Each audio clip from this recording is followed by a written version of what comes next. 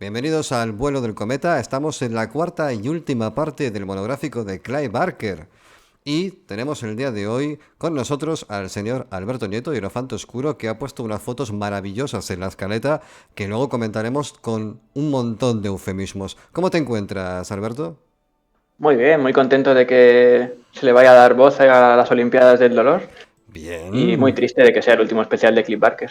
Sí, vamos a concentrar aquí toda la información que nos hemos ido dejando un poco de lado en las anteriores tres partes, pero yo creo que va a quedar redondísimo. Y tenemos también con nosotros al señor Coquín Artero. ¿Cómo estás, Coquín? Bien, bien, sobre todo he venido para quitarme la duda de encima de saber si los clavos se le metieron de adentro para afuera o de afuera para adentro a Pinhead, El Pinhead. que ¿Que tiene es cuántos clavos, Diana? 132. 100, Ciento- 132 o 130. Por ahí anda la cosa. No, 132 dijo. A ver, yo el día que dije 111, eché un órdago que flipas. De todas formas, luego si queréis, hablamos en profundidad, cuando lleguemos a Hellraiser, hablamos de la orden de la incisión, Ujú. del ángel de la muerte a los que sirven ese tipo de orden.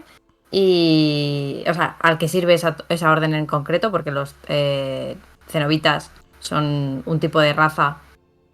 Bueno, que hablaremos de ello en profundidad.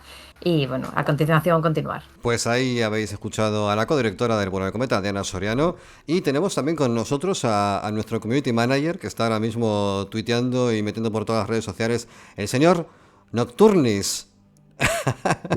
Perdón, que se ha colado la música del post de Instagram. Ya está, ya está. ¿Cómo Nada, estás, os escucho. Nocturnis? ¿Cómo te encuentras? ¿Estás triste por ser la Bien, última parte del monográfico?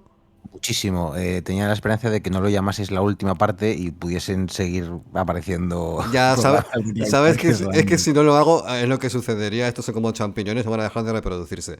Pero como en esta cuarta parte vamos a ir picaditos para poder aglutinar toda la información en una sola última parte, vamos a empezar con los videojuegos de Clive Barker. Que, como ya sabéis, Clive Barker es un autor... Antes de eso, Sí. falta algo. Señoras y señores, desde lo más profundo de los hedores del Averno aparece asomando sus barbitas para traernos entre sus manos a Clive Barker, el señor Álvaro Aparicio. Por favor, Desde los buenas noches. hedores del infierno, vengo de un sitio muy jodido, ¿eh? Perdona, me iban saliendo palabras, no sabía cuál escoger. Es el chat GPT canario. Venga, hazme una presentación. Muy bien, tío, muchísimas gracias. Pues como comentaba antes, el tema de Clive Barker es un creador multidisciplinar. Hemos comentado que tiene su perfil de ArtStation. Diana ha comentado largo y tendido no solamente su faceta como escritor, sino también como director de teatro y también como director de cine, junto con Alberto Nieto, que también ha comentado varios aspectos de sus películas. Bueno, en general, tenemos aquí una figura muy polifacética, pero hay una parte que no pasa desapercibida, al menos en un sector que aquí abordamos menos, pero que consideramos igual de importante desde la perspectiva narrativa, que son los videojuegos. Vale, la obra de Clive Barker es importante en el sector del videojuego porque cuando él ha intercedido, cuando él ha participado, ha ocurrido algo que no suele pasar. Y es que la historia del videojuego adquiere una magnitud de novela.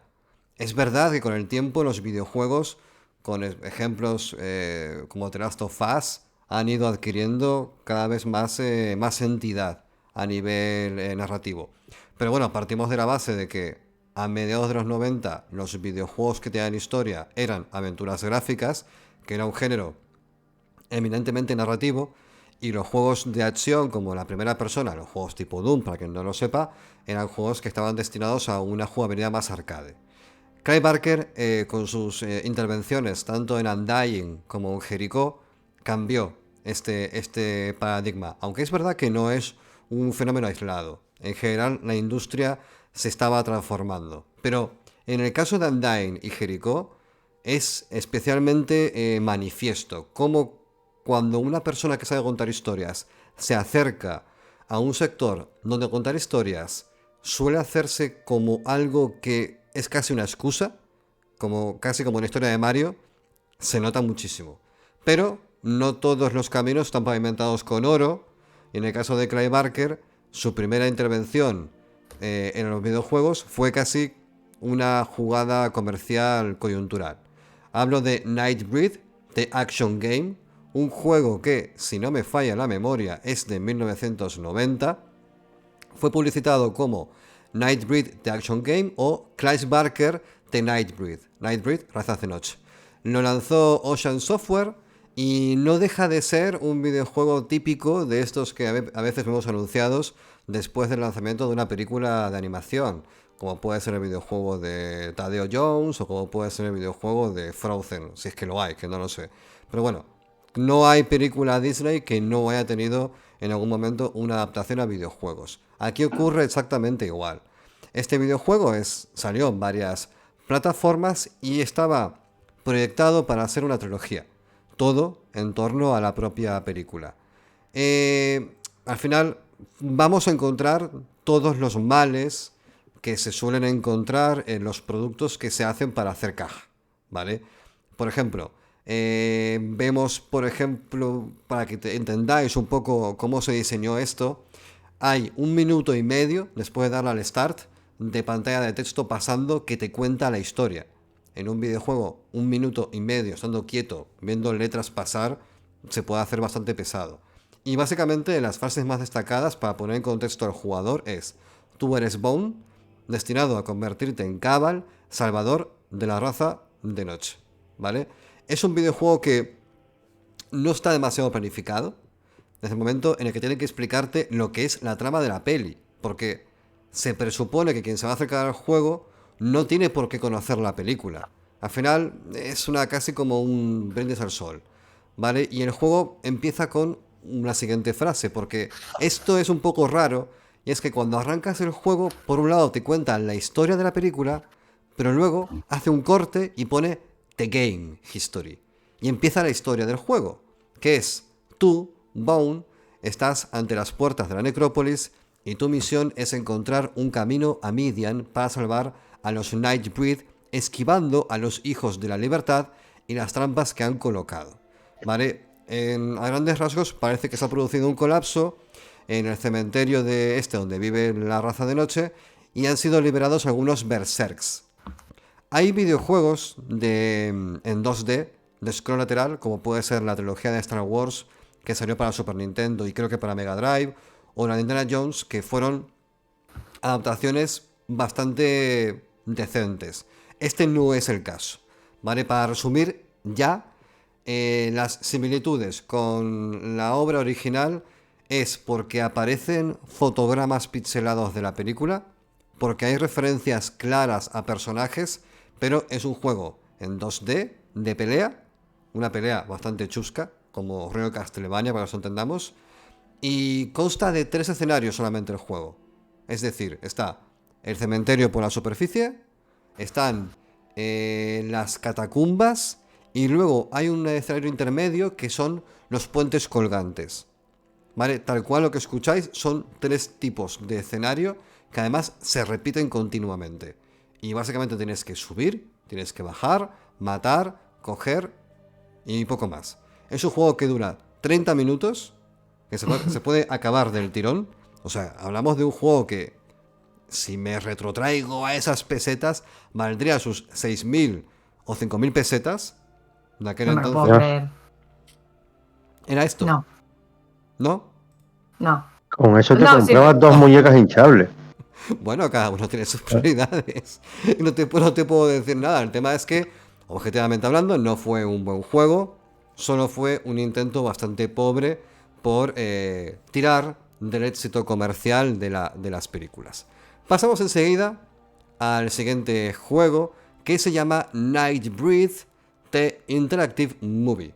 ¿Vale? Todo mal. Ya el nombre es malo, porque ya sabemos que el concepto de película interactiva rara vez trae cosas buenas para cualquiera que sea amante de los videojuegos, pero nació en una época en la que realmente se apostó por el formato CD-ROM, formato digital, formato de más cantidad de información. Pasábamos de los disquetes al CD-ROM, es decir, el disquete no llegaba al mega casi o mega y poco, y el CD-ROM te cabía ahí lo que quieras. Entonces se empezó a meter cinematecas más grandes, situaciones con más digitalización de actores. Aquí básicamente tenemos un juego que es muy complicado de clasificar porque no es una película interactiva en el sentido estricto de la palabra, sino que es una acumulación de minijuegos que van componiendo diferentes situaciones de la película original, ¿vale? Como curiosidad, la portada está adornada con Cronenberg, el personaje que es Decker, que es el tío este con la saca en la cabeza con los botoncillos de ojos, y repite Ocean Software como responsable, que fue un Titanic comercial absoluto. Fue un desastre. Las mecánicas, de verdad, son muy raras porque tenemos momentos en los cuales hay que apretar una combinación de teclas para huir de un enemigo, en el cual tú ves a Bone en primer plano, al bicho en la parte de atrás, y le das a la misma tecla muchas veces y vas corriendo hacia adelante, es que te quedas... no entiendo nada. Luego hay momentos point and click, en el cual tienes que ir por lugares para desplazarte por una especie de mapa. Y luego hay momentos en primera persona que van a pantallazos del estilo Ishar o Age of Beholder o esos juegos antiguos que eran, pues eso, primera persona a pantallazos y ya está. Que todo bien como concepto, pero todo mal como ejecución, porque el juego es un desastre absoluto a todos los niveles. Tal fue el desastre que después de esta segunda parte no se ha continuado con la trilogía, que es lo que Ocean Software tenía en mente. No continuaron. Y al final, a diferencia del primer juego que intenta meter alguna novedad argumental, este segundo es tal cual la película. Lo intenta reproducir parte a parte. El resultado sale mal. Y llegamos a 2001, que esta es un poco la parte que creo que todos estábamos esperando. Yo personalmente, este monográfico de Clive Barker, es verdad que me encantan sus libros, la mayoría. Es verdad que amo Hellraiser, es verdad que amo Razas de Noche, pero por increíble que parezca, yo fui consciente de quién era Clive Barker en 2001, con el Undying. El Undying fue un juego además que se empezó a desarrollar bastante antes de que Barker entrase en la ecuación. La encargada era Electronic Arts, que tenía su proyecto ya en marcha, y estaba basado vagamente en un proyecto a su vez de Steven Spielberg. Hablamos de a principios de 1999. Pero ¿qué pasa? Piden ayuda. Tenemos una historia, pero las motivaciones de los personajes son débiles, lo que está pasando no nos acaba de convencer, no entendemos muy bien por dónde van los tiros. Nos hace falta que alguien con muchas tablas nos diga por dónde ir. Y de un modo que casi podemos decir aleatorio, Barker entra en la ecuación, ¿vale? Y comienza a revisar el material, comienza a revisarlo y empieza a meter cambios por todas partes. Respecto a lo que es el juego originalmente, con respecto a lo que acabó siendo, no hay ningún parecido. Fue muy diferente. Es verdad que Barker fue muy respetuoso con el departamento de diseño, porque le dijeron, a ver, tenemos creado ya una serie de conceptos de escenarios y lugares y situaciones, como la mecánica de la piedra, como Oneiros, que es el mundo a través del cual el jugador puede moverse por debajo de la casa o en esa dimensión paralela. Habían conceptos ya muy claros, muy definidos. Barker ahí dijo, vale, con lo que tenéis, construyamos. No voy a cambiar nada. Voy a levantar sobre vosotros para que esto crezca en textura. Para empezar, lo primero que hizo fue cambiar del tirón al prota, que se llamaba el conde Magnus Wolfram, ¿vale? Y lo cambió por Patrick Galloway. Esto lo expliqué en el programa anterior, que es que él llegó al equipo de trabajo y dijo, a ver, habéis metido a un gay a trabajar con vosotros, ¿vale? Y si el prota va a ir al infierno, por lo menos que esté bueno. Porque el conde Magnus Wolfram era el típico, sin ningún ápice de calvofobia, ¿vale? Era un calvo genérico sacado. Pero que tampoco estaba tan mal. Yo no sé qué manía le habéis cogido. Bueno, no, ninguna Me en absoluto. refiero. Habla con Barker. Pero se podía mejorar, puesto a... A ver, claro, a ver. O sea, yo no digo yo que el pelo largo me disguste para nada, pero es que volvemos a lo mismo. Es que al final el cuerpo es el mismo. Le cambiaron el outfit, le pusieron de pobretas.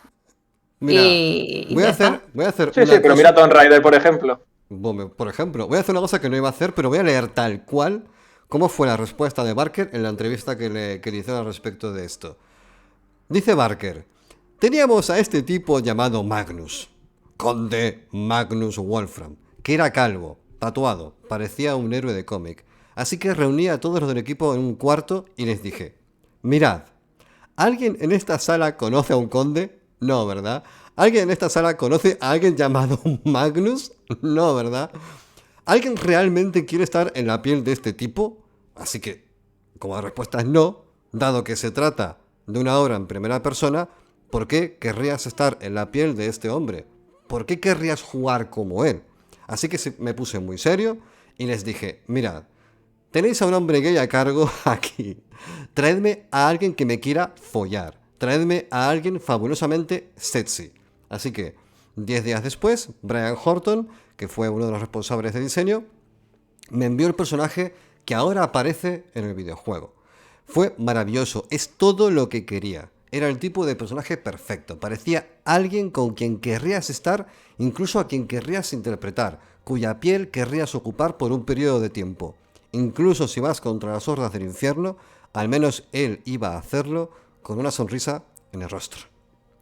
Estas son las palabras de Barker respecto a la transformación del conde Magnus Wolfram en Patrick Galloway, que es este tío de pelito largo, con su barbita, un poco más spicy. Con su camisa ahí abierta. Sí, su camisica abierta ahí de leñador. Vestido de Panama Jack.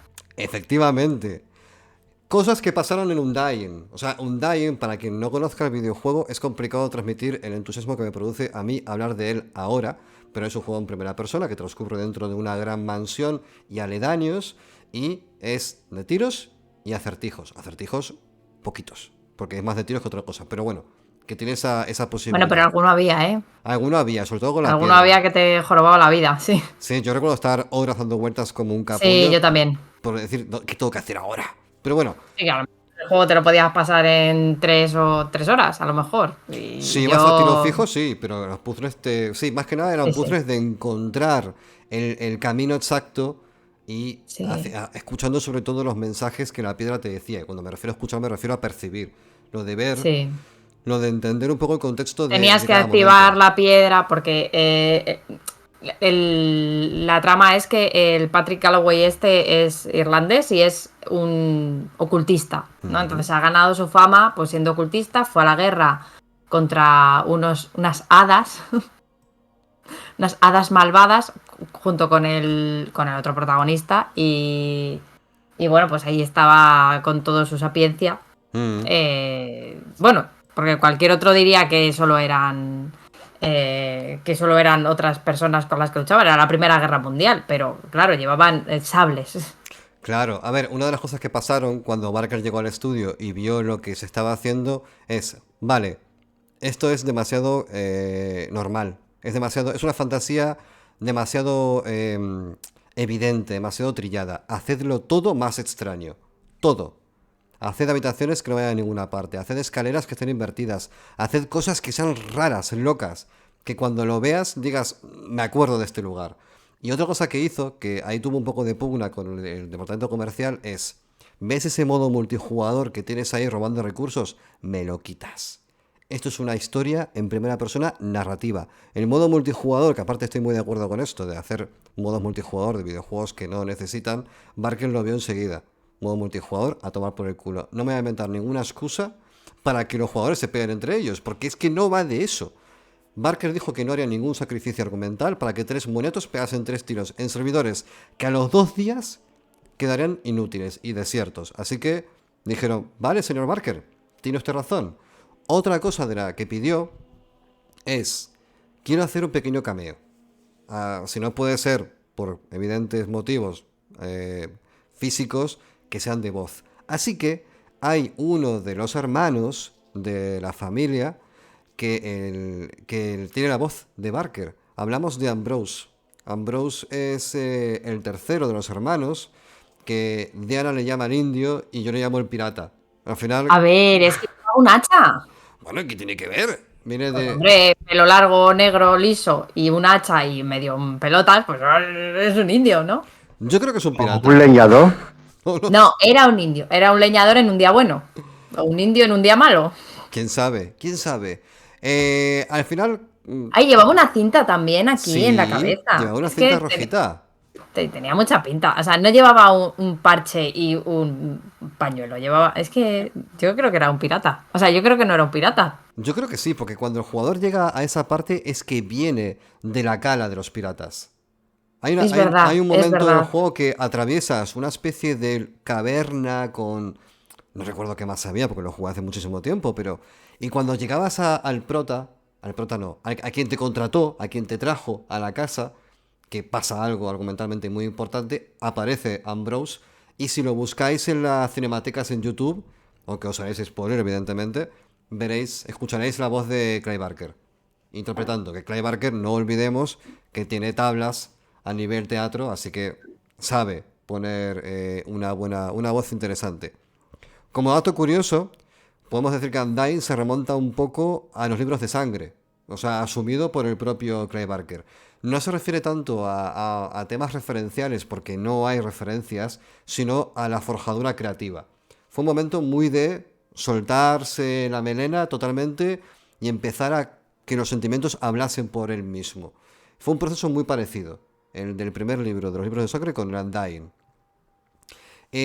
Bueno, y tenemos también que cuando llega Barker al proceso creativo de Undying, estamos en una faceta muy normativa a nivel creativo y él empieza a meter referencias claras a dos elementos que para él son pilares de cualquier autor de terror. Por un lado, el gótico de Poe y el cósmico de Lovecraft. Empieza a converger ahí un poco el materialismo con lo loco, un poco ese gótico sureño con ideas más que te enloquecen, esa pérdida de cordura. Y al final todo tiene, por otro lado, ese ambiente a casa Usher. Hablamos de una serie de hermanos, que hay unas movidas entre ellos que flipáis. De hecho, cada capítulo principal del juego se divide por cada uno de los hermanos. Esto es importante. Y al final lo que tenemos es pues un juego que vendió bastante mal. Comercialmente hablando, no ha habido una promesa de secuela. Perdón, sí que ha habido promesa de secuela antes de lanzarse el juego, porque dijeron, es tan bueno que haremos una segunda parte si todo va bien. Vale, pues no todo fue bien. Lamentablemente es un juego que por el motivo que sea, lo desconozco, no caló en el gran público.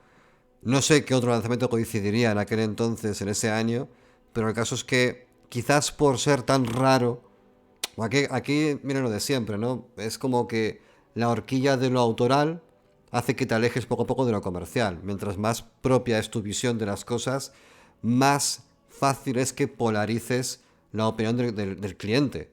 Si gustas a todo el mundo, eso tiene un precio. Si gustas a ti mismo, quienes gusten de ti te amarán. Y Clive Barker es ese perfil de creador. Tienes que amarlo. Hay gente que no le entra, por lo que sea. Y el videojuego, en este caso, que objetivamente hablando, es una obra maestra, indiscutible, aún con sus fallos, ¿eh? Es un juego que, bueno, hay cosas que no están depuradas, pero son aspectos técnicos. A nivel argumental, no hay duda de que el juego es bastante, bastante bueno. Y el Undying, por cierto, lo ha jugado Diana. Nocturnis, ¿tú el Undying lo jugaste? Yo jugué a los dos que pueden considerar los buenos, los buenos Sí. juegos de Clive.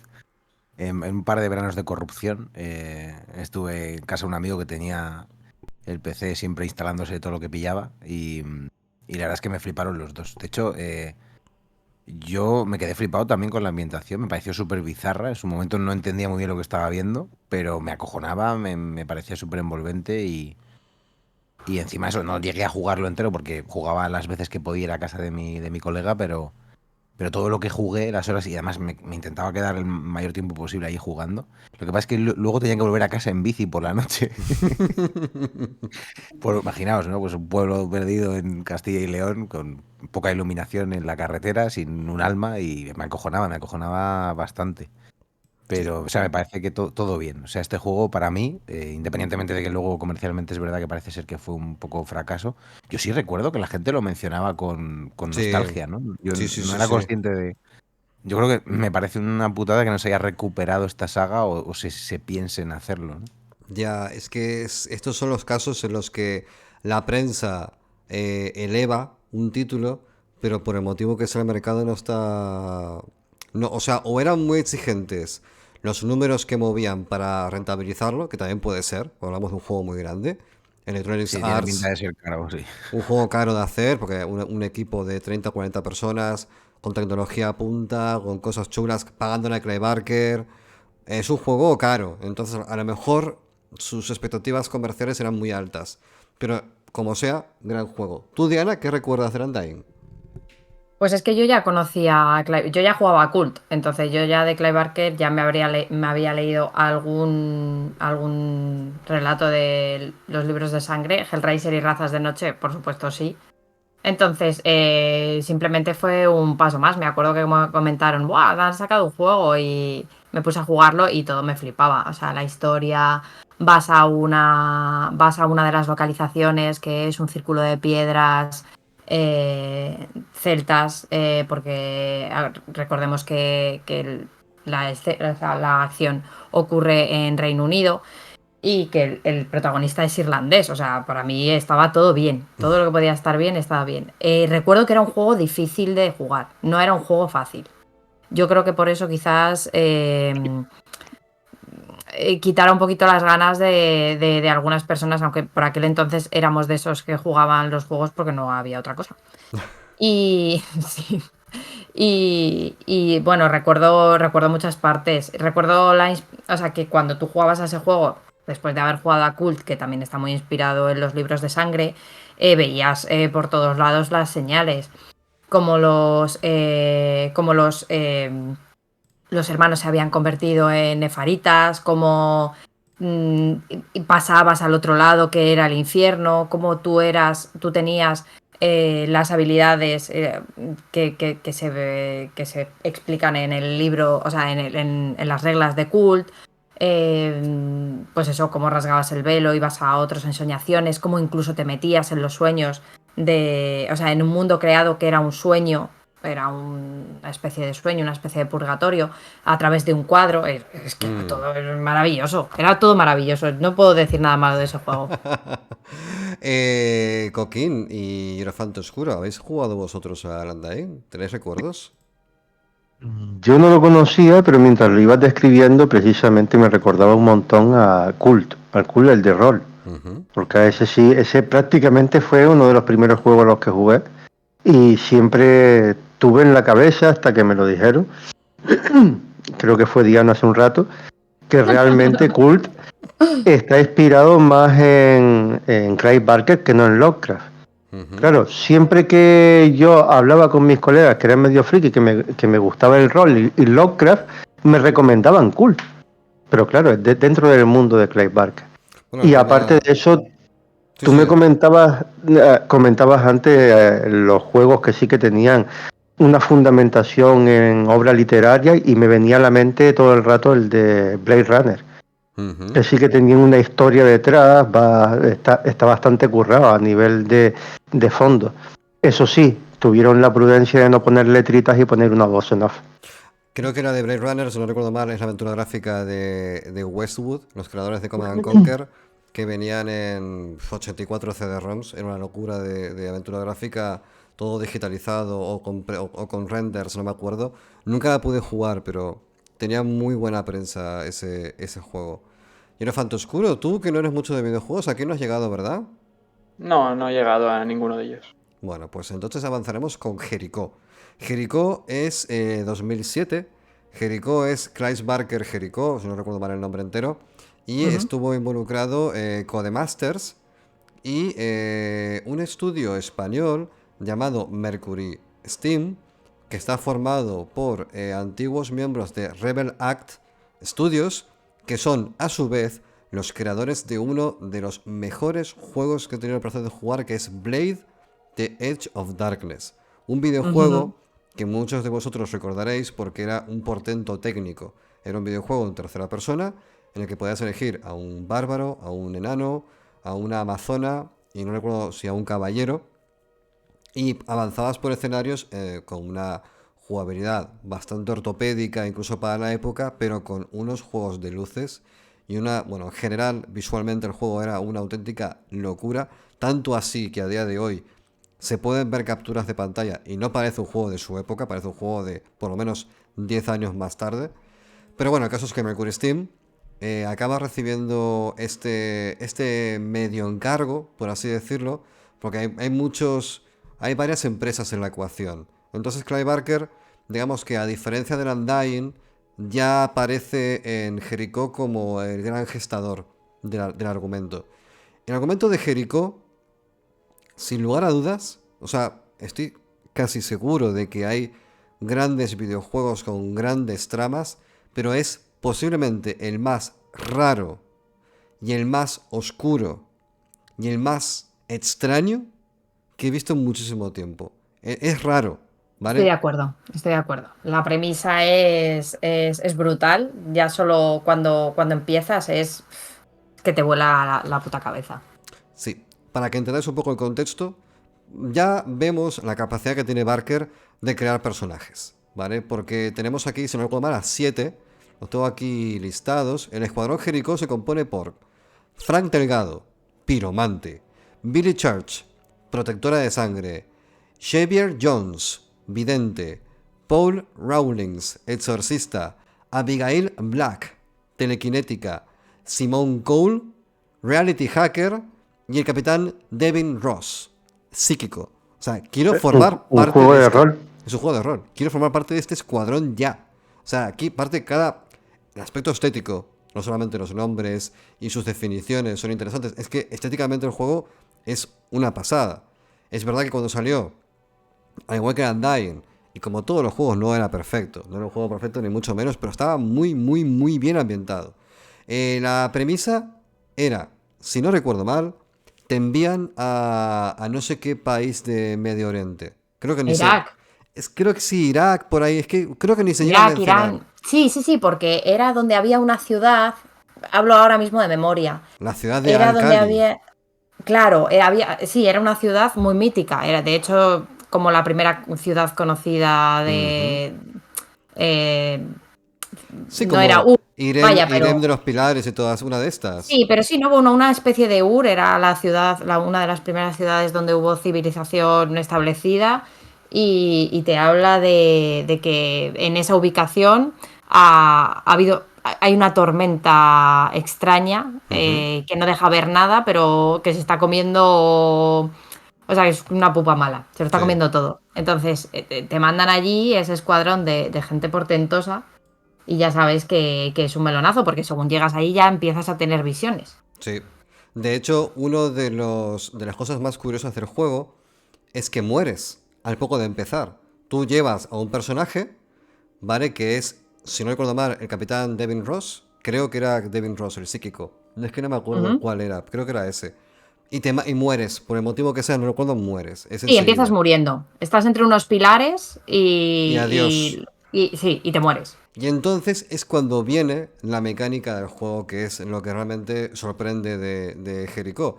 Es que como eres psíquico, aún muerto, te mantienes vivo porque uno de estos, no recuerdo cuál, te mantiene en el mundo Una de los... protectora de sangre. No recuerdo, te mantiene en el mundo de los mortales. Y puedes poseer a voluntad cualquiera de los miembros del equipo.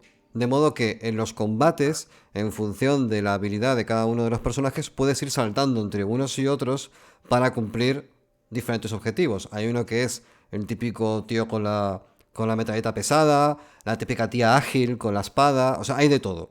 Entonces, ahí ya Barker, como ya está en la raíz creativa del proyecto, ya establece las bases claras de lo que va a ser. Él quiere que vaya por aquí el camino. Y aparte está trabajando de forma activa con el equipo de Game Design y es todo mucho más fácil. No tiene que hacer encajar sus ideas en un juego que ya empezó sin él. Aquí el juego ya nace con la idea de él sobre la mesa. Y otra de las cosas curiosas, y esto ya me leo una entrevista, es que Barker en 2006 explicó que el concepto es que en algún lugar del norte de África, como decía Diana, hay una ciudad murallada que no es solo una ciudad murallada, sino paredes dentro de paredes dentro de paredes. Es como muñecas rusas, espacios dentro de espacios, y atrapado dentro de cada espacio hay una porción de tiempo donde los guerreros del bien han ido contra el mal supremo y han perdido. Entonces el juego, una vez atraviesas como una especie de grieta dimensional, vas viajando en una especie de tiempo pervertido. Es decir, como un... Es que no sé cómo explicarlo. Son purgatorios. Realmente son efectivamente. purgatorios donde esos soldados que han muerto en esas guerras luchan infinitamente. O sea, y mueren y resucitan y mueren y resucitan. Y tú vas pasando por esas diferentes épocas, pues acabando con los principales demonios. Que es que me pasa lo mismo que con el Undying. Es que es un juego complicado de jugar. Uh-huh. Es un juego Me molesta un poco. Sí, me molesta un poco ese tipo de juegos porque yo no tengo realmente tiempo infinito para jugar a los juegos. Es que no llegas a taparla. No tengo tiempo infinito para jugar a los juegos y me molesta que me lo pongan tan complicado porque no me los paso. Y quiero saber la historia. Yo me lo paso. O sea, yo entiendo que habrá dos tipos de jugadores. Los que jueguen por el placer de jugar y ser súper hábiles y sacarte todos los platinos. Y los que jugamos porque queremos ver la historia, queremos saber la historia. Entonces, danos opciones a los dos. Ponme el juego en fácil, copón. Bueno, que me quiero pasar la historia. El caso es que en la historia se atraviesa diferentes etapas, diferentes purgatorios ambientados en la Roma antigua, en una especie de edad oscura claramente medieval. Hay de todo un poco, incluso en una especie de campo de batalla que recuerda a la Segunda Guerra Mundial, bueno, sobre todo sí. Porque los demonios nazis que hay allí, porque los demonios que hay allí van vestidos de Hugo Boss. Efectivamente, sin ir más lejos.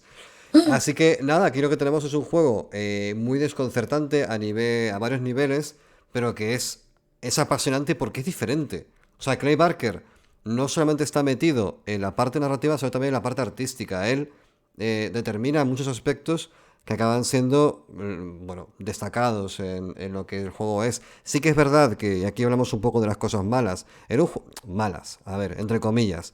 La dificultad, no recuerdo, sé que era alta. Eso es una barrera para algún perfil de jugador. Pero como parte mala es que era hijo de un momento en el cual se abusaba mucho de los Quick Time Events. Los Quick Time Events es cuando hay un enemigo, se dispara una cinemateca y tienes que presionar ciertos botones en un momento indicado y es siempre la misma secuencia que además intenta simular la respuesta del personaje o el ataque para poder continuar. Eso en God of War se vio mucho, todos los juegos en general de esa generación adolecían bastante de esto. Sí. Jericho, bueno, pues creo que es un juego brillante a muchos niveles. Además, no olvidemos que es un juego desarrollado en España, con todo lo que eso implica, con todo el esfuerzo que eso implica, por lo cual el resultado es, en mi opinión, si no perfecto, es inolvidable. Es uno de esos casos en los que estás ante una cosa que dices, vale, no es redonda, pero jamás me voy a olvidar de esto. Sin embargo, hay juegos que son maravillosos, pero estéticamente te pasan sin pena ni gloria, sí. Te olvidas de ellos al mes porque no tienen casi identidad. Aquí se nota. Cuando está Clive Barker por detrás, una vez más, se ha notado. Y esto es la última intervención de Barker en el mundo de los videojuegos que, al menos que yo tenga constancia. Sí es verdad que ha estado metido en alguna cosilla de juego de mesa, ha estado metido en alguna cosilla también a título de tipo escape room en webs, pero vamos, de la magnitud y envergadura del Undying y el Jericho, no. Y esto quiero que lo pongamos un poco en contexto, porque hemos hablado siempre de que el director, Clive Barker, el director, tanto con Hellraiser como con Razas de Noche, cogía 10 millones de dólares y hacía la película. El Undying y el Jericho costarían seguramente el doble. Hablamos de juegos que costaron muchísima pasta poner en movimiento, juegos caros de hacer. Entonces no hablamos de proyectos menores, hablamos de proyectos que dentro de su contexto como medio, como videojuego, fueron muy aplaudidos y muy seguidos, muy tops. Y yo con esto ya me he quitado ya la espita de encima. Quería hablar de... Me queda a gusto. Me queda a gusto. A ver. He hablado de los videojuegos que me lo he preparado con muchas ganas. De hecho, me he dejado muchos datos fuera. Así que, Diana, después de esta intervención de los videojuegos, te dejo que continúes por el camino que tú consideres. Pues yo creo que hemos llegado a la parte ya, por fin, de hablar de la obra de Barker. Es verdad que hemos metido muchas pinceladas y que hemos hablado mucho de su trabajo como director, como guionista y bueno, pero al final nosotros hemos venido aquí a hablar de libros y de eso vamos a hablar.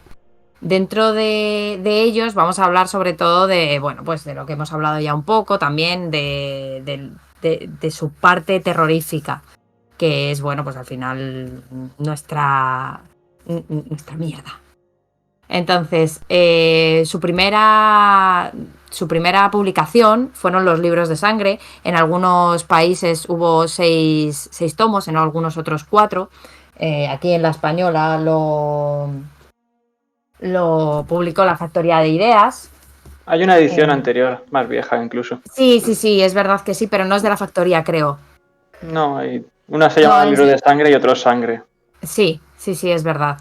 Y bueno, en esta serie de relatos, que son 30 en total, se nos presenta un hilo conductor, una cosmología común, aunque las historias en principio podrían parecer que nada tienen que ver unas con otras.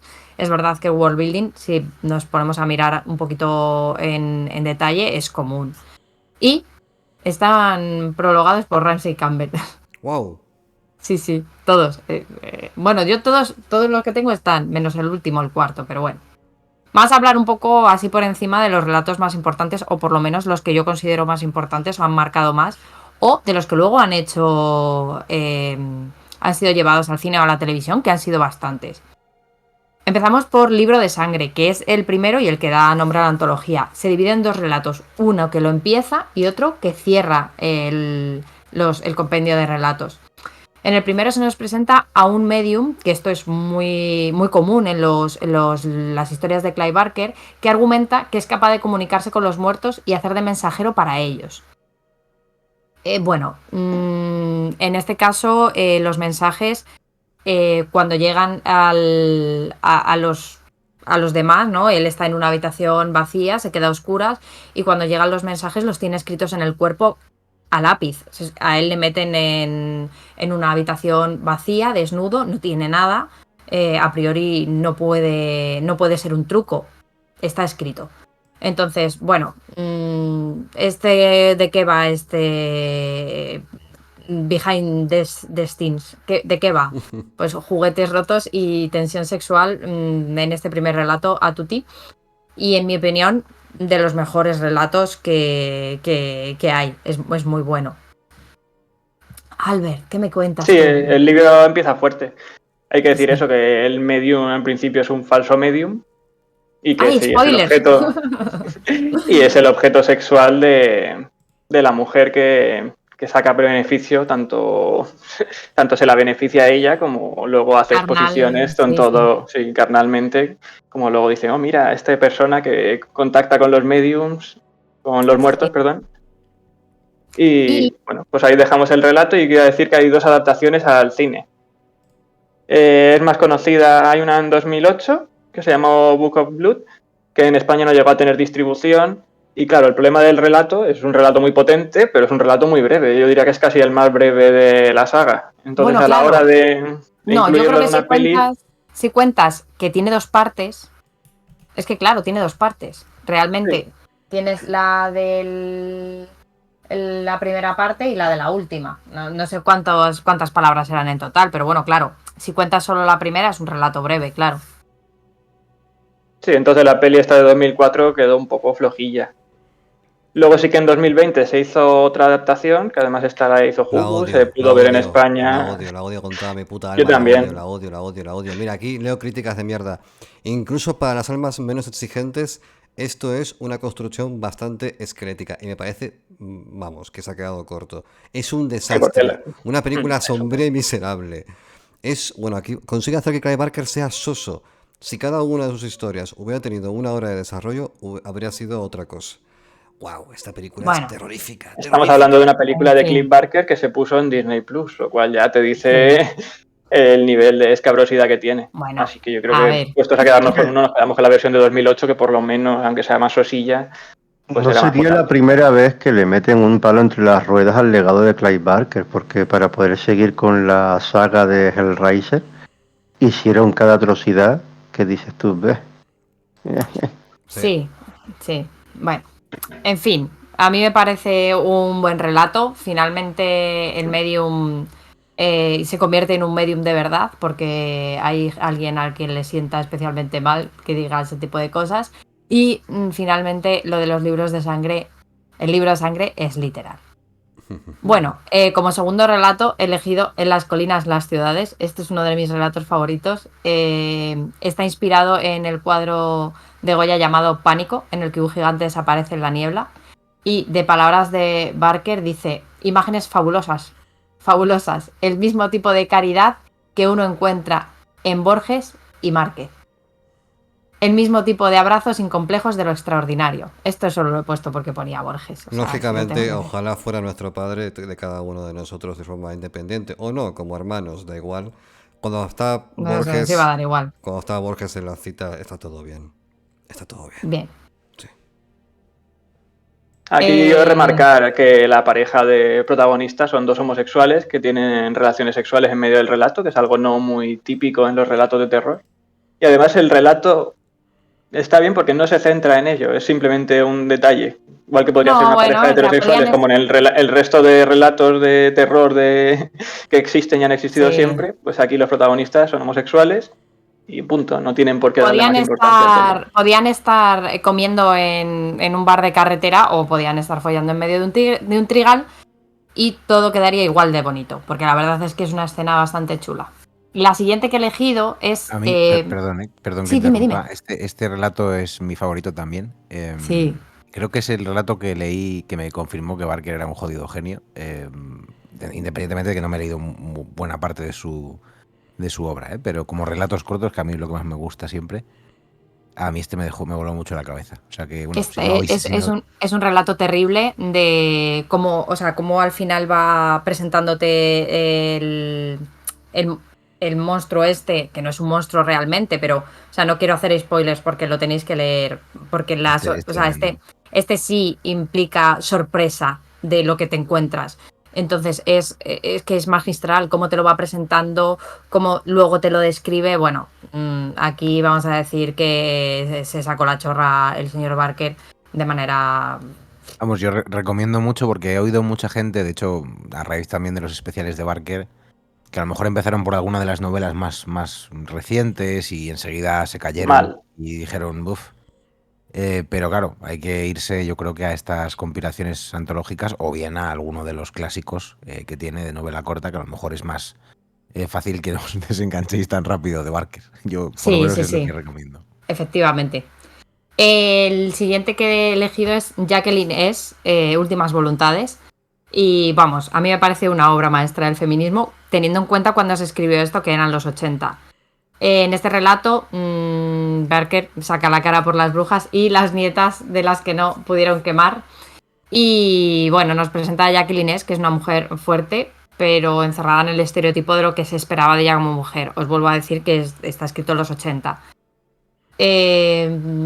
Bueno, en este relato, Jacqueline S. es una mujer que controla su carne y la carne de los demás. Esto no es ningún spoiler, se ve desde el principio.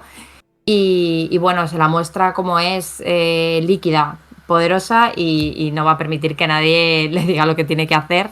Y también es un relato que, bueno, otra vez, el otro día comentábamos que Barker elegía para sus relatos mujeres y homosexuales porque eran una parte un poco, pues al final, un poco denostada de la sociedad.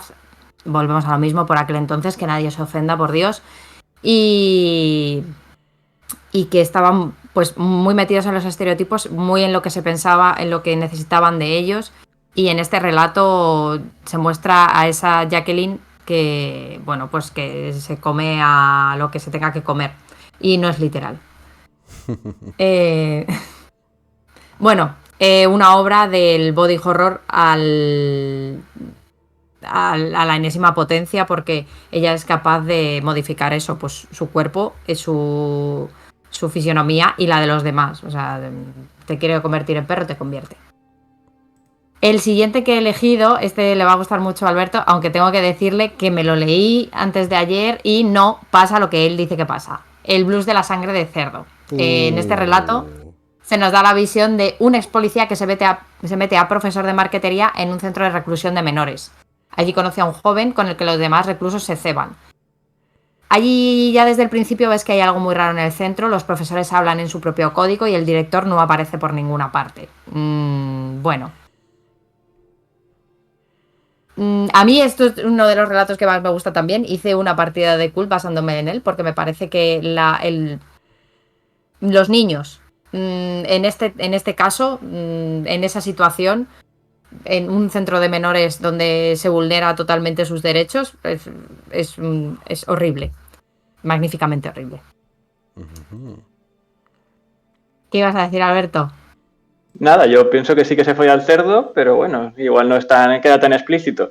Por lo menos hay unas adaptaciones de los libros de sangre, que es Stepping the Vein, que los adaptan al cómic, y ahí sí que sale claramente cómo tienen relaciones sexuales con el cerdo, como ya comenté, con ciertas similitudes con el Pocilga de Pasolini. También hay una película que se llama The Pig Fucking Movie o Las Underpetes, que también hay sexo con cerdos. Y bueno, yo dejo abierto la idea de hacer un especial pork porn en el vuelo del cometa. Pork porn. De porno y cerdos. Vale, yo dejo aquí, bueno, recojo el testigo. Y si la gente en los comentarios, si hay más de 10 comentarios en iVoox. No, por Dios, no digas eso. Álvaro, Vale, Álvaro. 20 comentarios de iVoox diciendo, haced pork porn. Y Hierofante Oscuro se compromete a hacer una escaleta de pork porn. Ya está. Pork porn. Ya estoy poniendo una encuesta aquí en el Twitch, lo aviso. Si vas haciendo alusiones a follarse cerdos y esas cosas, tenemos que hablar claramente del primer capítulo de cómo se llama la serie esta. Black Mirror, ya hablamos, Mirror. Ya hablamos de eso, Papain. Pero bueno, lo podemos recuperar como referencia, la verdad es que ha estado acertada. Vale, Bueno. 20 comentarios en iVoox, ahí lo dejo. Y hacemos pork porn. Si no llegamos a eso es que no hay interés. Yo... Rápido seguimos. Madre mía, de verdad, es que estos hombres me van a matar de un disgusto. El charlatán y Jack. A mí también es uno de mis cuentos favoritos porque es un tono muchísimo más festivo, es casi cómico. Un diablo menor tiene la tarea de volver loco a Jack, que no deja que los pavos bailarines le arruinen el Día de Acción de Gracias. Efectivamente, no puedo deciros más sin haceros spoilers, pero el diablo no puede salir de la casa y Jack no se da por enterado de lo que está ocurriendo en su lugar, en su hogar. Alberto. Sí, aquí tenemos el diablo como protagonista. Y esto es una idea que luego desarrollará años más tarde en Demonio de Libro, que para mí es de los mejores libros que ha escrito en los últimos 20 años, por decir una fecha de años después. Y tiene una adaptación cinematográfica que yo no he conseguido encontrar en ningún lado, que se llama Tales from the Dark Side de Catherine and Jack, del 87. Vale, yo de este cuento lo leí por primera vez en versión cómic. Aparte en un cómic dibujado súper bien, que me recuerda mucho a la serie en la que también aparece Reds. Sí, serán en Tapping Veins. Efectivamente, es buenísimo este cómic, es la hostia. Y la historia luego me la leí en su versión literaria 100% y es el pobre demonio lo pasa mal, ¿eh? Es que lo pasas mal por el pequeño demonio. Se desespera. Es una putada ser demonio. Sí, es una putada. En este caso sí. Porque claro, él tiene una misión y este señor se lo pone muy, muy difícil. Efectivamente. Porque claro, no digamos nada. Juega todo el tiempo con que si Jack es consciente o no. Todo el tiempo estás dudando de si es consciente o no. O sea, de si es un señor que está con lo justo para no. Con el conocimiento justo para no irse cagando por la calle. O si de verdad es que, bueno, no sabes nunca. Bueno, otro muy bueno y una adaptación también muy buena al cine es El tren nocturno de la carne. Yo creo que este lo conocemos todos. Es un hombre que viaja en tren por la noche y que, bueno, tiene unos colegas con unos gustos culinarios un poco... Sí, es un relato top y la adaptación es de Ryuhei Kiyamura, director de Versus, Azuma, Godzilla Final Wars, entre otras. Y yo diría que es de los mejores relatos y probablemente la mejor adaptación. Para mi gusto, el problema de la adaptación es que fue en una época en la que le dieron por poner sangre hecha por ordenador. Y eso hoy en día se nota. Ha envejecido muy mal. Sí, es una pena. Pero por lo demás, una peli de 10. Bueno, vamos a pasar ya con las otras o sea, con los otros libros. Yo creo que con esto terminamos los mejores relatos de... Es verdad que es muy difícil elegir, para mí todos son buenos, pero bueno, yo creo que más o menos hasta aquí podemos llegar. Una pregunta, profe. ¿Libros de sangre hay? ¿6? 4. 4. Depende de la edición. Depende de la edición, vale. Y La española 4, sí. ¿Y cada libro contiene cuántos cuentos aproximadamente? Son 30 en total, 6. pues hecha 30, cuentas. vale. O sea, están repartiditos, ¿no? Es curioso porque Barker suele escribir cuentos largos, ¿eh? Cuentos de entre... Sí, entre 6 y 7 cada uno. Vale, son cuentos de perfectamente 10.000 palabras, ¿no? Cuentos con un desarrollo... Es que acabo de ver justamente ahora el de En las colinas, las ciudades, y es tochito. Son... Sí, 30 o sea, páginas. se toma su tiempo para desarrollar, efectivamente. No son cuentos, no son cuentos cortos, o sea, están bien desarrollados, te da tiempo a hacerte con los personajes, a que los personajes se desarrollen. A mí me parece que está muy, muy guay, la verdad, como los presenta. Vale. Yo creo que vamos a pasar un poco por encima de Hellraiser y las Olimpiadas del Dolor, porque no sé cómo vamos de tiempo. Bueno, llevamos ya casi una hora de programa, pero como es la última parte, nos podemos extender un poquito más. Yo creo que Yo el creo que tema lo nos amerita, podemos. Yo ¿no? creo que nos podemos venir a Razas de Noche, porque es verdad que Hellraiser lo hemos comentado por encima, hemos leído algún trocito, también hemos hablado de los cenobitas y no quiero hablar de las Olimpiadas del Dolor. No, vale. Es que yo debo decir, esto es un poco producción en directo, ¿vale? Estamos aquí viendo la escaleta y quiero que todo el mundo sepa, tanto los que nos veis en el Twitch de Novembre Nocturno, como nos veis en YouTube o nos escucháis en iVoox, que el Hierofanto Oscuro es muy oscuro, es una persona maravillosamente oscura, la amamos. Pero ha puesto en la escaleta, no lo voy a describir, no lo voy a describir. Quiero que nos explique él qué son las Olimpiadas del Dolor, querido Hierofanto Oscuro.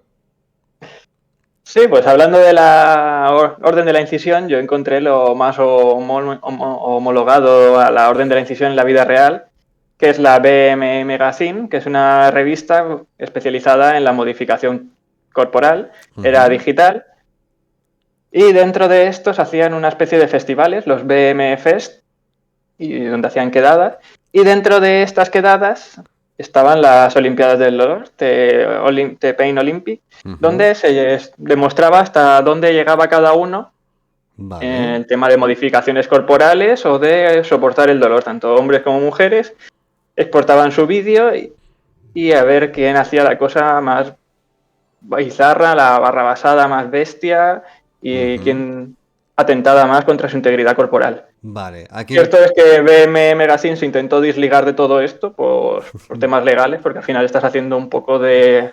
Estás convirtiendo la automutilación en un... Apología de la mutilación. Apología de la automutilación y estás convirtiendo en reto viral el hacerte una circuncisión en directo o abrirte el glande por la mitad tú mismo. Y bueno, pues ellos intentaron desligarse, pero es imposible. Vale. Tenemos vídeos que son The Pain Olympic y he puesto un par de imágenes pues de penes. Vale. Alto ahí. Quiero que por un momento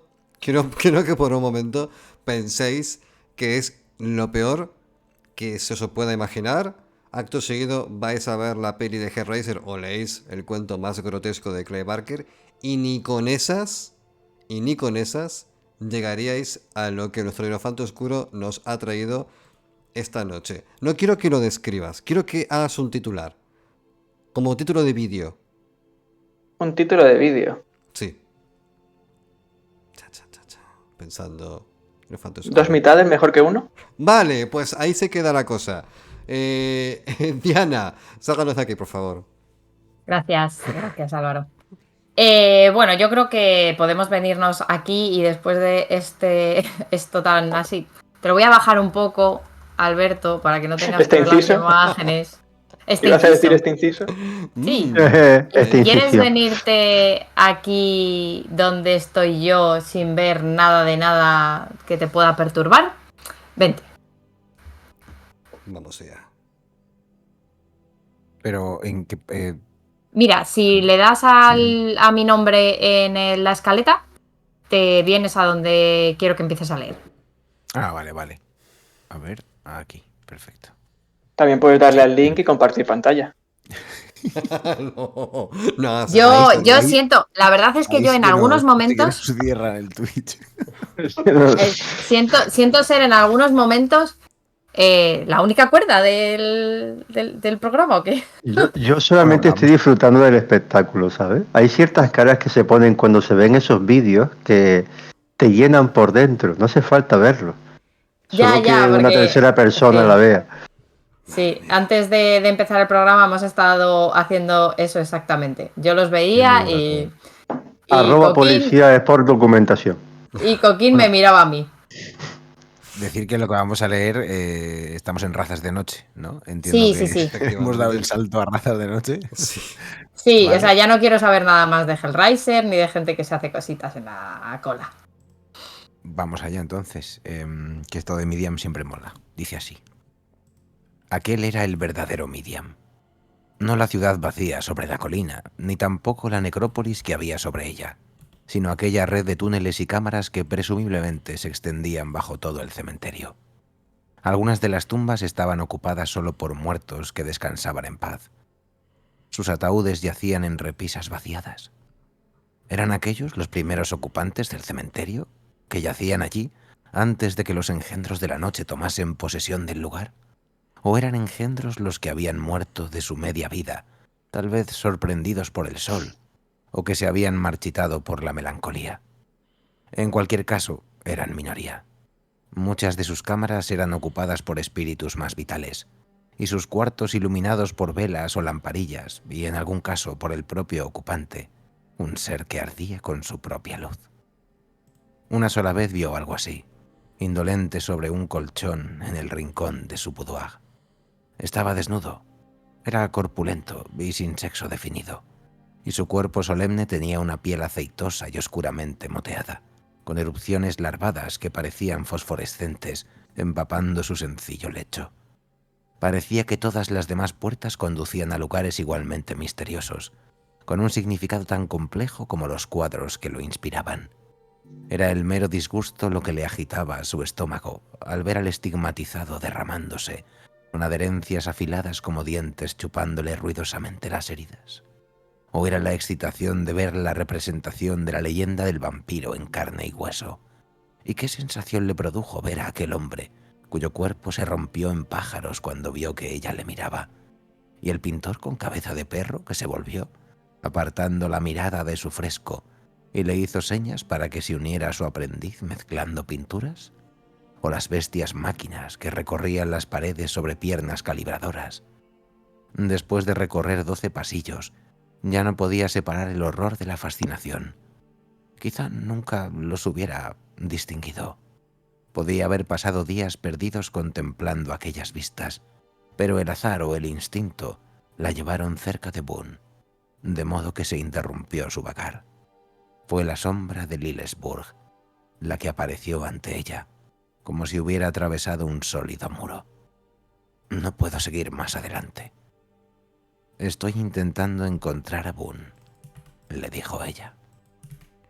Joder, que es buenísimo, ¿eh? Es que es muy Sí. bueno, es muy bueno. Es que es muy bueno. Es que es muy bueno. Es que esta parte, o sea, he elegido esta parte, he elegido este papel de cocina, porque estos son los detalles que a mí hacen, que a mí me hacen amar la obra de Clive Barker. Creo que es verdad, hay mucho trasfondo psicológico, mucho trasfondo social, muchas de estas cosas que está súper guay hablar en los programas, porque, bueno, pues eres consciente de que alguien escribe pues más allá y que esa realmente es su vida, ¿no? Pero a mí estas son las cosas que me hacen amar a los escritores y a las cosas que escriben, ¿no? Estos detalles. Esta novela...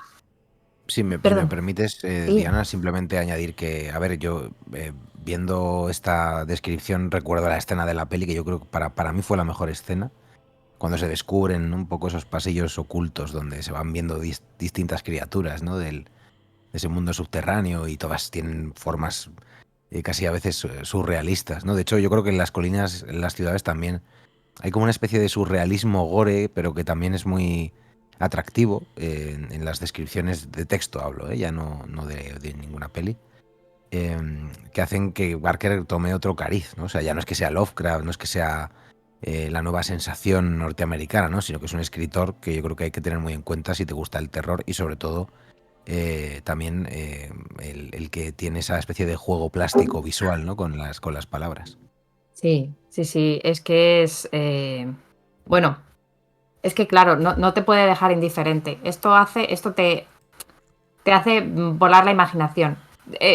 Hablábamos esta mañana que hay dos tipos de escritores, ¿no? Los que son ágiles y rápidos, y los que te hacen pararte en cada párrafo a imaginar y a flipar en colores. Yo creo que Barker es de los primeros, más rápido, más ágil, que vas leyendo y quieres leer más, o quieres detenerte, quieres saber más. Bueno, en este caso, podéis saber, os habéis dado cuenta de que es mi novela favorita de Barker, y que, bueno, pues que en ella sigue desarrollando su propia cosmología con las razas de noche, unos seres brutales y sobrenaturales que han sobrevivido al ser humano, a la protección que les ha proporcionado el hecho de permanecer escondidos. El protagonista de esta obra es Bone, un paciente psiquiátrico propenso a la depresión, y bueno, pues al final... ¿Cómo son estas razas de noche? No sé si he puesto yo estas preguntas o las has puesto tú, Álvaro. Me parece que las has hecho tú misma. ¿Ah, sí? Estás con... Ah, mira. Sí, tú y tus voces. Bien, gracias. Gracias, Diana, del Me pasado. encanta que me hagas esa pregunta. Sí, sí, la verdad es que sí. Geniales las preguntas. ¿Quiénes son las razas de noche? Bueno, pues en principio son unos seres sobrenaturales que viven en un lugar alrededor de uno de ellos, el más poderoso. Cuando lo describen como el más vulnerable y el más poderoso, que fue el que creó la ciudad, el que les llevó allí, el que les dijo que tenían que esconderse para poder sobrevivir. Y llevan sobreviviendo aquí pues muchas décadas. La siguiente pregunta es si las razas de noche nacen o se hacen. Las dos son válidas, porque primordialmente nacen, son otra raza, no son humanos que se pervierten ni humanos que se convierten, como podrían ser los cenobitas, no. Que muchos cenobitas antes fueron personas. Aunque todos los que están en Midian son nacidos allí, también se hacen, es decir, lo que le ocurre a nuestro protagonista es esa segunda opción, que se hacen. ¿Son malvados? No son malvados, pero en ese sentido sí que podríamos decir que son un poco como las hadas. No tienen ese concepto de bien y mal. O sea, sí, es muy posible que no quieran matarte, pero que si ven tu cadáver te devoren. Y en esa línea argumental podríamos seguir. Podrían defenderte de otro ser que te quisiera hacer daño. No son primordialmente malos, pero tampoco son buenos. Y también hay que tener en cuenta que son gente pues que está muy al límite. Sobreviven miserablemente en ese lugar y tienen una profecía que dicen que llegará un salvador que primero hará que todo se acabe. Porque como toda la obra de Barker es transformadora, hasta que no hay algo que se acaba, no puede empezar de nuevo. Vamos a hablar un poco de los protagonistas, si queréis. Sí, por favor. El primero es Aaron Bone, al que llaman Bone, que es un hombre atormentado por sus pesadillas y visiones. Busca pues las respuestas sobre su propia cordura de mano de su psiquiatra, el Dr. Decker.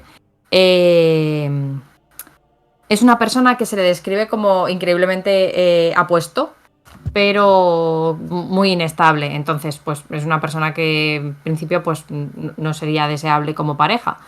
Pero bueno, es verdad que es un hombre muy atormentado. Con él está Lori, que es su pareja, que es una mujer pues del montón. Ella se describe como... bueno, es que no sé, ahí ves, habla mucho sobre la soledad de la gente, ¿no? Sobre cómo se presentan ante los demás y cómo tienen todos muchos miedos pues, a los rechazos, a anteriores parejas que hayan tenido, pues no tan... Bueno, pues que les hayan hecho daño, entonces están todos como muy acorazados. El tercero en discordia es el doctor Philip K. Decker, que es el psiquiatra de Bone. Al principio de la historia le presenta a Bone una serie de fotografías donde le dice que según lo que él ha podido comprobar, el que ha perpetrado los asesinatos que hay en esas fotografías ha sido él. Este psiquiatra, porque es una obra a muchas voces, este psiquiatra constantemente tiene un flujo de conciencia, una discusión con sí mismo todo el tiempo, donde presenta pues que al final él tiene pues esa necesidad de encalomarle el crimen a Bone. Y Bone al principio se deja, o sea, dice, claro, yo soy un monstruo, siempre lo he sido, siempre he tenido esos sueños, estas pesadillas, esta propensión a la autolesión, porque soy un monstruo. Y aquí lo demuestro. Lo que pasa es que bloqueo recuerdos, tal. Bueno, hablan de muchos términos psiquiátricos que molan mucho. Y este señor es Cronenberg en la peli. Eso es. Sí. La verdad es que es buen actor. Lo hace bastante guay. Estaba mirando mientras hablabas. Hay una... Bueno, la película Median, en general Median, Razas de Noche, aparte de videojuegos, tienen cómics, que a diferencia de los videojuegos sí que están bien. O al menos eso es lo que parece, porque solamente me he visto uno. Sí, los cómics continúan la historia, donde acaba la obra y la peli. Efectivamente. Hicieron, no sé si 2 temporadas, 2 colecciones. En los personajes que forman parte de la tribu de la luna, corrígeme Diana, ¿este es el nombre que reciben esta gente como tal? ¿Members of the Tribes of the Moon? No, eso no es canónico. Si nos ponemos a hablar de lo que estrictamente cuenta el libro, no. Cuando los engendros de la noche, que es como se llaman ellos, llegan a Midian, de la mano de Baphomet, que es el que los lleva allí, ya hay una profecía que habla sobre que un día tendrán que abandonar. Que vendrá un natural, como ellos les llaman, a las personas y que bueno, romperá su vida como la han conocido y que se tendrán que marchar. Y luego es cuando se inventan todo lo demás, pero yo no sé si los cómics son de Barker. ¿Son de Barker? Lo estaba mirando justo por el nombre, ahora. pero... Sí, creo que por el nombre y nada más. Pero sí que es verdad que a partir de, efectivamente, la tribu de la luna, Tribes of the Moon, es una continuación de Medium como tal, o bueno, eso es lo que parece. Pero el tema es que creo que de las cosas más interesantes que tiene Razas de Noche, y creo que cualquiera que haya leído el libro o haya visto la película lo recordará, y no hay más que irse a lo que ha leído Nocturnis antes, es lo tremendamente rico en personajes que es. Hay un montón de personajes, cada uno con sus características. Tenemos, por ejemplo, que creo que es uno que es emblemático, Kinski, que es el que tiene la cabeza de Luna, que es de... Sí, es que la peli es un freak show prácticamente. Efectivamente. Luego también tenemos a... ¿Sí? El de la cara de Luna tenía que haber sido el protagonista con la barbilla que se gasta, ¿sabes? Ahí me parece que el maquillaje falló. Yo cuando empecé a escuchar Noviembre Nocturno me imaginaba a Alberto con esa cara. Bueno, eso es bueno saberlo. Lo siento, Alberto. Yo tengo la teoría de que toda esta gente, o sea, realmente, sin entrar mucho en de dónde se inspira Barker para toda esta movida, yo creo que al final representan un poco esa nocturnidad que vivía él, ¿no? Casi lisérgica, en la que un montón de outsiders terminan juntándose en esos clubes. Yo creo que era gente que se encontraba en el metro. Yo es que creo que era gente con la que compartía la noche, porque bueno, de hecho yo creo que Barker llegó a ser chico de compañía, no sé si llegó a prostituirse, no, eso no he profundizado mucho más en ello, pero sí que trabajó como escort, vamos a decir, ¿no? De acompañante para señoras y señores y eso también le hizo visitar muchos clubes. Yo creo que además era muy aficionado a los clubes de BDSM, eso ya lo comentabais el otro día. Tampoco sé hasta qué punto eso se ve reflejado directamente en Razas de Noche, pero sí que esas escenas en las que él transita ese mundo subterráneo con todo esa amalgama de personajes bizarros y surrealistas, pero con un toque de terror y de fascinación, como describe él, ahí me recuerda mucho pues, a esos paseos que puedes dar por un club nocturno de estos grandes que hay por ahí perdidos en las Islas Británicas, en los que hay de todo. O sea, te puedes encontrar desde performers hasta sexo en directo, hasta luego, bueno, pasar un poco más por clubes que son más simplemente de música gótica o de new wave y cosas así, ¿no? O sea, para mí esos paseos que a veces se daba en el texto con todos estos freaks me recordaban un poco a esos paseos que debía darse él, ¿no? Por esos clubes, o por lo menos tal y como lo describía, ¿no? Porque al final para él era como una especie de circo de maravillas, ¿no? Sin que ese terror que se supone que hay impregnado en toda la historia sea terror, ¿no? Para él al final es casi como una fantasía alucinatoria maravillosa, ¿no? Así que a mí, en ese sentido, me atrapó en su movida y yo creo que es una de las cosas que consigue en Razas de Noche, que es que al final los monstruos no te dan miedo, quieres ser parte de esa gente, lo ¿no? hablábamos Quieres moverte con ellos. Lo hablábamos en el capítulo, o sea, en capítulos anteriores. Lo hablábamos en los otros monográficos que al abrazar al monstruo lo abrazas con todas las consecuencias. O sea, ser parte de ese mundo eh, maravillosamente extraño al final. Bueno, es tan extraño al punto de que recordaréis que en la película cuando entra Bone o Cabal, lo recibe un personaje que es peculiar porque no Eloquín. entra, no, otro, no entra en la definición de un monstruo y sin embargo es igual de inquietante. Se llama Onaka y es un chavalín Ah, que sí. tiene un perro en el brazo. Y claro, tú ves a ese chavalín que está con tatuajes y que claramente le pasa algo, es raro, es inquietante de alguna manera por la ropa que viste, por su collar, por sus movidas. Y ya eso ya te genera una sensación de extrañeza, porque no es un monstruo en el sentido estricto de la palabra, ni parece tener ningún tipo de deformidad, y sin embargo está recibiendo a Bone en su descenso a Medium. Dicho esto, damas y caballeros, yo iría cerrando, salvo Diana, que saques el tridente y me trinches con él.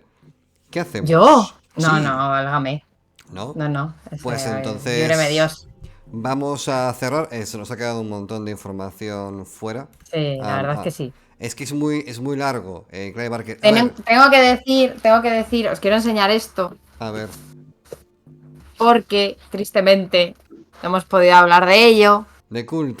Pero Y en el especial de Gore capítulo 3 o 2 le dedicamos también un buen trozo. no es suficiente. Nunca es Ya, Yo suficiente pero tengo bueno. aquí para Diana. muchísimos Siempre, libros. Diana Esto es enseña la mucho primera edición. se puede hacer un especial de cult, solo de cult. O sea, yo creo que Ah, eso Claro. pues puede ser mira. oportuno. Sí, efectivamente. A ver, Cool sí, pero por porno. no, Vaya. yo lo que he dicho es que tiene Bueno, que la haber encuesta ha 20 barrido, comentarios. Ha barrido en la encuesta que se haga un programa Pero, especial. pero vamos a ver, ¿cómo no va a barrer? Es que soy la bicicleta. Bueno, pues vamos a cerrar ya con esta última parte del monográfico de Clive Barker. Yo no sé si en el futuro le dedicaremos más partes, a lo mejor sí, depende. Stephen King, por ejemplo, está en la parte 5 o 6, hay que continuarlo, no es la última. Nunca es el final.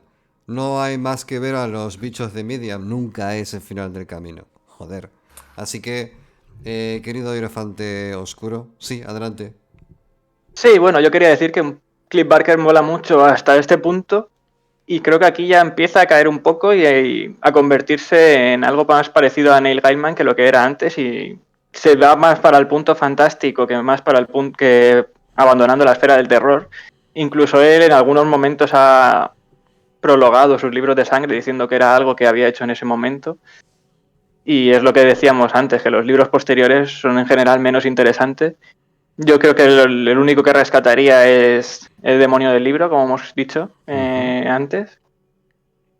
Y nada, comentar eso, que el demonio del libro vale bastante la pena entre todos los grandes espectáculos secretos, Avarat y toda esa broza. De hecho, como habéis podido comprobar, hemos dejado a Henry Lamour fuera de la ecuación porque, aunque si bien es cierto que es uno de los protagonistas de Libros de Sangre y que también es un medium y que es que se apellida Lamour. Ya, todo mal. A ver, quiero hacer dos comentarios. El primero, que Clive Barker haya pivotado del terror más fantástico o el terror más... Fantástico me refiero al menos psicológico, sino al más manifiesto. Yo creo que es un tema puramente comercial. La pasta no está ahí. Yo no creo que sea comercial, pues yo creo que venden más los Libros de Sangre que toda la saga de Avarat junta. Pues, yo creo que es algo, de hecho él ha dicho como que era pues, momentos de su vida. Habría que yo ver creo que a nivel comercial, las ventas, no sé. Habría que ver las ventas. Yo creo que Avarat, bueno, es un triple. Yo creo que Avarat habrá vendido más que Hellraiser, el libro. Seguramente. Pero bueno, hay que poner mucho en contexto, porque cuando escribió Hellraiser no era quien escribió luego Avarat. Pero bueno, el terror vende poco. Eso es indiscutible.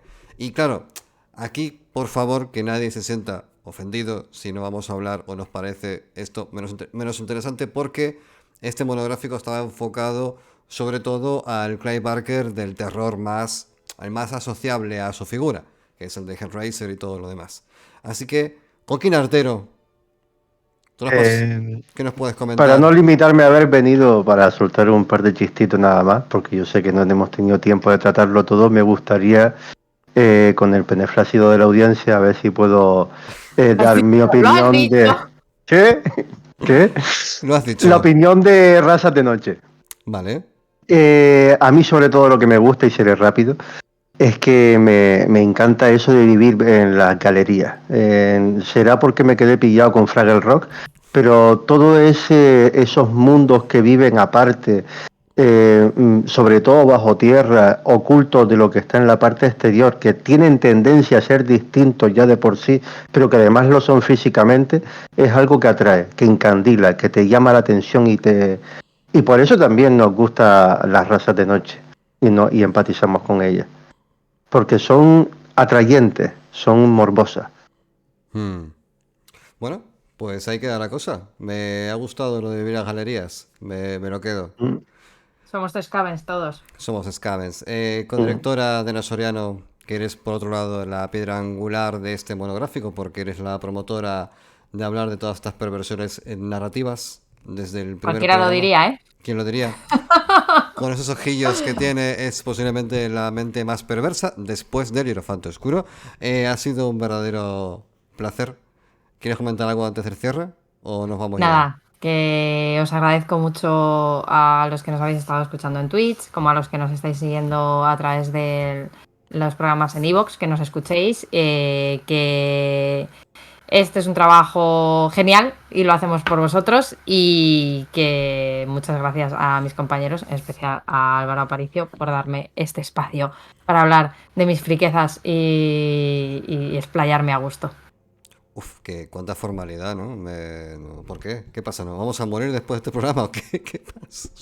No sé, pero por si acaso, que se queden algunas palabras bonitas, que ya está hablar de penes flácidos y tal. Está muy bien. Bueno, Nocturnis. No he oído a nadie hablar de... Bueno, no da igual. Da igual. Nocturnis. No sé, nos quedamos tú y yo solos ahora mismo. Yo te paso el báculo para que hagas los cierres ceremoniales. Y vámonos a dormir, por favor, que quiero cenar. Y tengo que montar esto para subirlo a iVoox. Pues nada, ya sabéis, compartid, comentad. Gracias a los que habéis estado en directo, a los que nos escuchéis en diferido.